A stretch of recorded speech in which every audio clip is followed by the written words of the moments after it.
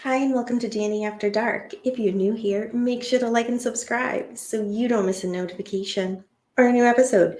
Tonight, I'll be featuring the case of Ricky Kasso, also known as the Acid King.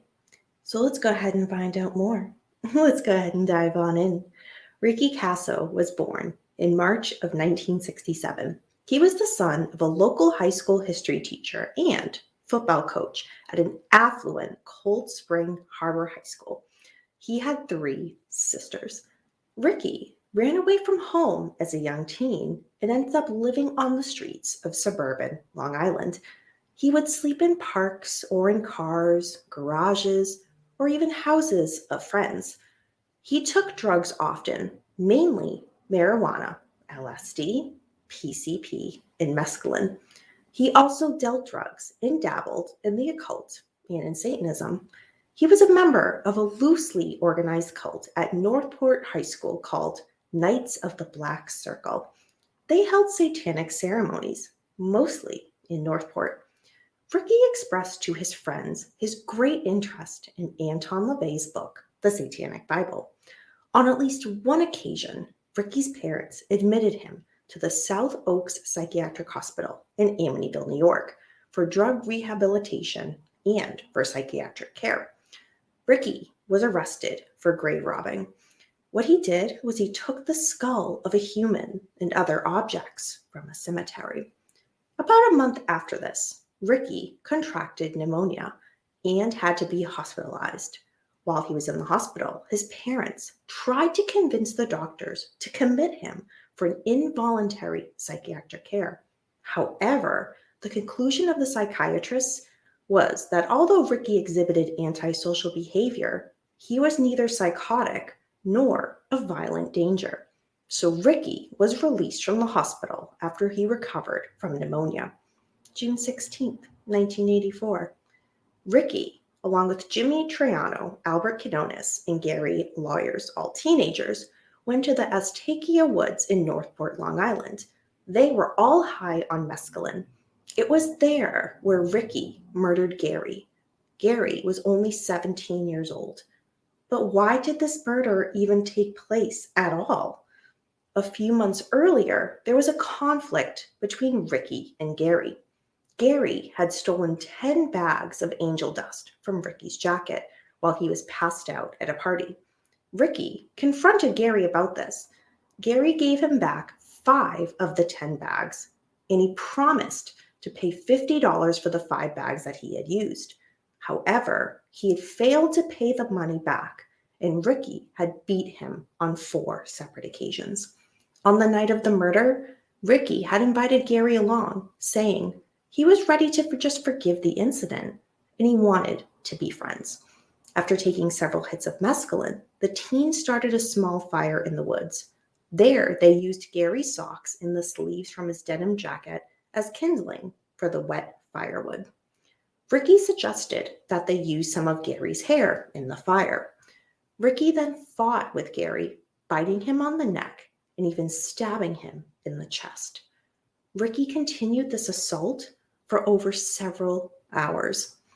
Albert, who was there, claims that Jimmy helped hold Ricky down during the attack.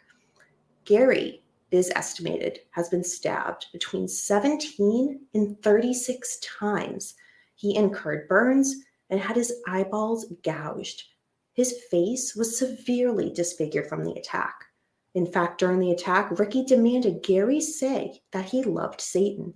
However, Gary would only reply, quote, "I love my mother," end quote. He ended up dying during the night. Ricky and Jimmy dragged his body a short distance and covered it with leaves and sticks. Ricky ended up bragging to his friends about this, quote, "human sacrifice," end quote.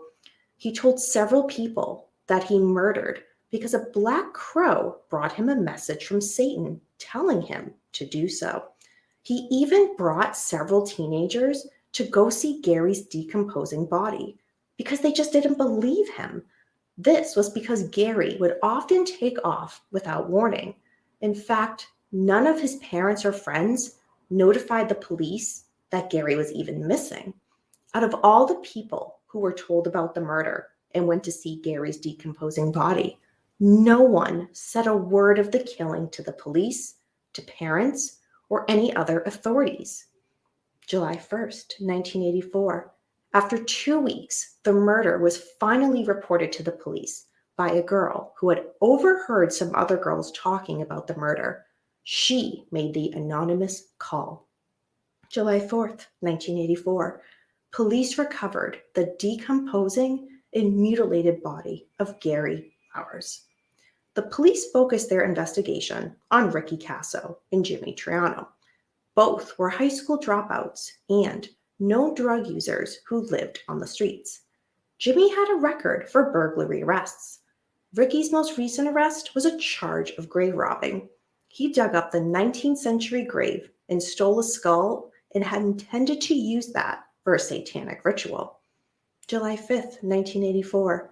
Ricky and Jimmy were found sleeping in a car and were arrested. Soon after they were taken into custody, they both ended up confessing to the murder. Now, July 7th, 1984, Ricky Casso ended up committing suicide by hanging himself in his jail cell. April 1985, Jimmy stood trial for the murder of Gary. Jimmy recanted his confession. Albert was given immunity and gave witness account that Jimmy helped Ricky during the murder. However, due to his drug state, the testimony of Albert was brought into question, and Jimmy ended up being acquitted of second-degree murder.